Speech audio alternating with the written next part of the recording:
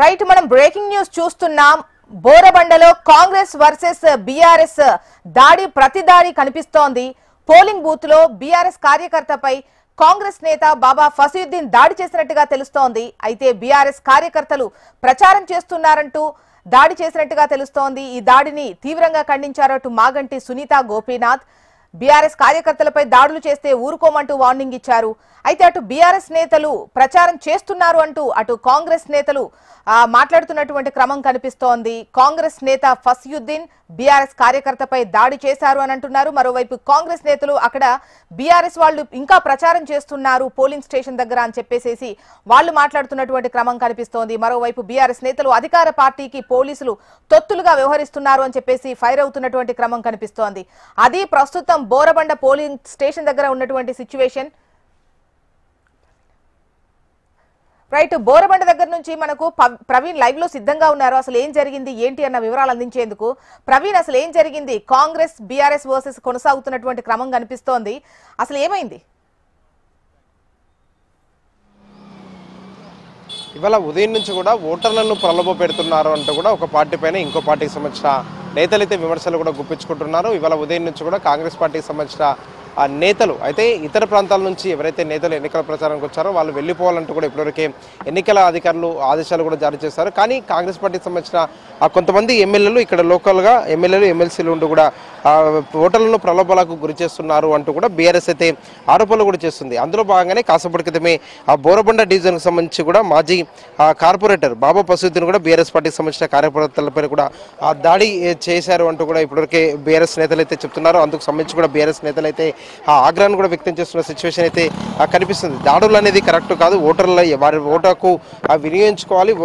వినియోగించుకోవడానికి మాత్రం వాళ్ళు ముందుకు వస్తుంటారు. కానీ ఇలాంటి దాడులు కూడా సరికాదు అంటూ కూడా బీఆర్ఎస్ అయితే చెప్తున్న సిచ్యువేషన్ అయితే కనిపిస్తుంది. కాంగ్రెస్ పార్టీ ఆ ఓటమికి సంబంధించిన దానిపైన కూడా ఓటమి పాలవుతుంది కాబట్టి అందులో భాగంగానే బీఆర్ఎస్ సంబంధించిన వారిపైన కూడా ఆ దాడులకు పాల్పడుతుంది అంటూ కూడా ఇప్పటివరకే బీఆర్ఎస్ అయితే ఆరోపణలు కూడా చేస్తున్న సిచ్యువేషన్ అయితే కనిపిస్తుంది. ఇప్పటికే ఆ బీఆర్ఎస్ అభ్యర్థి మాగంటి సునీత కూడా ఇప్పటివరకే మాట్లాడుతూ కూడా ఎవరు కూడా అధైర్యపడొద్దు, ధైర్యంగా వచ్చి ఓటు హక్కు కూడా వినియోగించుకోవాలని చెప్పేసి కూడా మాగంటి సునీత కూడా ఇప్పటివరకే పిలుపునిస్తున్న సిచ్యువేషన్ అయితే కనిపిస్తుంది. కాబట్టి ఓటర్లు అయితే తమ ఓటు హక్కు కూడా వినియోగించుకోవాలని చెప్పేసి కూడా సూచనలు కూడా చేస్తున్న సిచ్యువేషన్ అయితే కనిపిస్తుంది. ఒక పక్క ముందుగా పోలీసులు ఊహించిన ప్రకారం మాత్రం జూబ్లీస్ నియోజకవర్గంలో మాత్రం ఒక పక్క భారీగా పోలీసుల బందోబస్తును ఏర్పాటు చేయడం, అదేవిధంగా డ్రోన్ కెమెరాలు ఏర్పాటు చేయడం, దాదాపుగా 250 పైగా కూడా సమస్యక ప్రాంతాలను కూడా గుర్తించారు. ఆ ప్లేసెస్లో మాత్రం పటిష్టమైన పోలీస్ భద్రతను ఏర్పాటు చేశారు. దాదాపు 2000 పైగా కూడా కేంద్ర బలగాలు కావచ్చు, అదేవిధంగా రాష్ట్రానికి సంబంధించిన పోలీసులు కూడా ఇప్పటివరకు ఎన్నికల విధుల్లో కూడా ఉన్న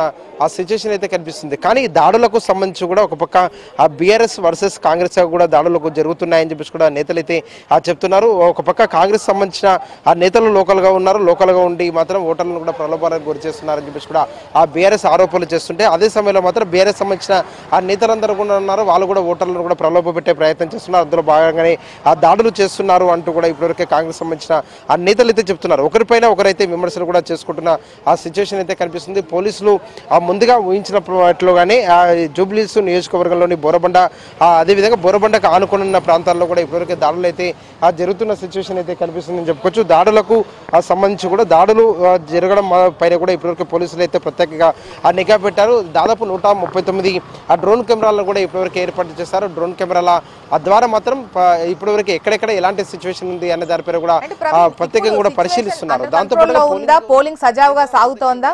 ప్రస్తుత పరిస్థితి ఎలా ఉంది బోరబండ పోలింగ్ స్టేషన్ దగ్గర?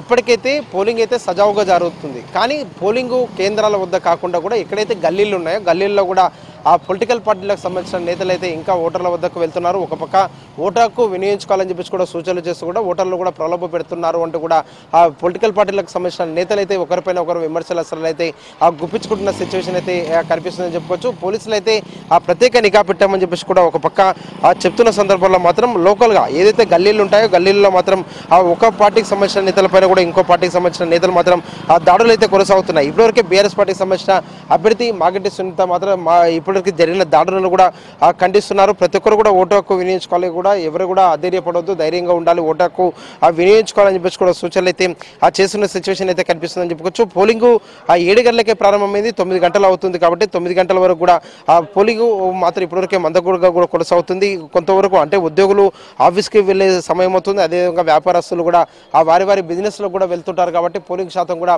మధ్యాహ్నం వరకు కూడా పెరిగే అవకాశాలు అయితే కనిపిస్తున్నాయి. పోలింగ్ పర్సెంటేజ్ పెంపు పైన కూడా ఇప్పటివరకే అధికారులు అయితే దృష్టి పెట్టారని చెప్పుకోవచ్చు. ఎందుకంటే గతంలో పోల్చుకుంటే మాత్రం దాదాపు 47% పోలింగ్ మాత్రమే అయింది, కానీ ఈసారి మాత్రం 55-56% పోలింగ్ కూడా అయ్యే అవకాశాలు అని చెప్పేసి కూడా ఇప్పటివరకే అందరూ కూడా భావిస్తున్నారు. ఎక్కువ పోలింగ్ పర్సెంటేజ్ నమోదవుతే మాత్రం ఏ పార్టీకి పాజిటివ్గా ఉంటుందనే దానిపైన కూడా ఆ లెక్కలు కూడా వేసుకుంటున్న సిచ్యువేషన్ కనిపిస్తుంది. ఇదే విధంగా మాత్రం ఆ పోలింగ్ బూతులు ఏవైతున్నా బూతుల వద్దకు మాత్రం ప్రత్యేకంగా కూడా ఆటోలను కూడా ఏర్పాటు చేశారు. ఆటోలను ఏర్పాటు చేసి కూడా ఆ ఆటోలలో ఆ పోలింగ్ బూత్కి కూడా తీసుకొస్తున్నారు. ఆటోల పైన కూడా స్టిక్కర్స్ కూడా వేశారు, ఫ్రీగా ఆ ఓటు వేసుకునే విధంగా కూడా వెసులుబాటు కల్పిస్తున్నారు. మీరు ఆటోలో వెళ్ళి కూడా ఆ వెయిట్ వేసుకోవచ్చు అని చెప్పేసి కూడా చెప్తున్న ఆ సిచ్యువేషన్ అయితే ఆ జూబ్లీస్ నియోజకవర్గాల్లో కూడా కనిపిస్తుందని చెప్పుకోవచ్చు.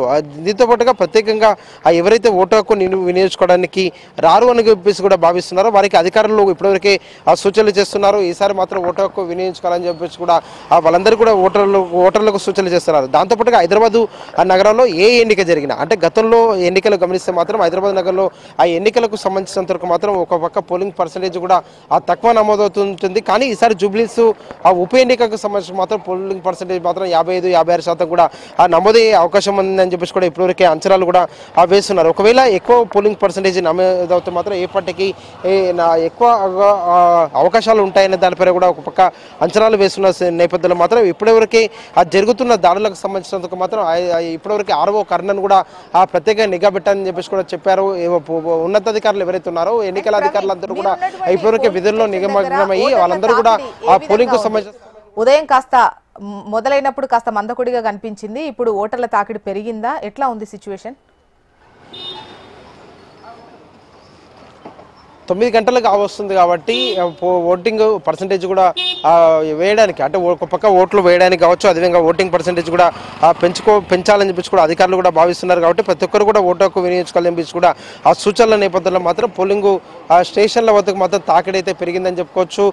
ఎందుకంటే ఉదయం 7 గంటలకు ప్రారంభమైన సమయంలో మాత్రం కొంత మందకొడిగా మాత్రమే పోలింగ్ జరిగింది. ఆ తర్వాత మాత్రం పోలింగ్ స్టేషన్ల వద్దకు మాత్రం ఓటు హక్కు వినియోగించుకోవడానికి మాత్రం వస్తున్న సిచ్యువేషన్ అయితే ఓవరాల్గా జూబ్లీస్ నియోజకవర్గ వ్యాప్తంగా అయితే కనిపిస్తుంది. కానీ మధ్యాహ్నం తర్వాత మాత్రం ఇంకా ఊపందుకునే అవకాశాలు అయితే కనిపిస్తున్నాయని చెప్పుకోవచ్చు. ఎందుకంటే ఓటర్లకు సంబంధించి కూడా చాలా మంది ఓటు హక్కు కూడా వినియోగించుకోవడానికి మధ్యాహ్నం తర్వాతనే వస్తారు అని చెప్పేసి కూడా ఇప్పటివరకే ఇక్కడ లోకల్గా ఉన్న ప్రజలైతే చెప్తున్నారు. ఎందుకంటే చాలా వరకు కూడా జూబ్లీస్ నియోజకవర్గం అంటేనే చాలా వరకు కూడా ప్రతిరోజు కూడా వారి వృత్తి కొనసాగించి జీవనం గడుపుతుంటారు. కాబట్టి అందులో భాగంగానే ఉదయం వారి పనులకు వెళ్ళిన తర్వాత మధ్యాహ్నం తర్వాత ఓటు హక్కు కూడా ఎక్కువ వినియోగించుకోవడానికి మాత్రం వచ్చే అవకాశాలు అని చెప్పేసి కూడా ఒక అభిప్రాయాలు అయితే వ్యక్తం చేస్తున్న సిచ్యువేషన్ అయితే కనిపిస్తుంది. కాబట్టి మధ్యాహ్నం తర్వాత మాత్రం పోలింగ్ ఇంకా ఎక్కువ కూడా జరిగే అవకాశాలు అయితే కనిపిస్తున్నాయి. చూస్తాం.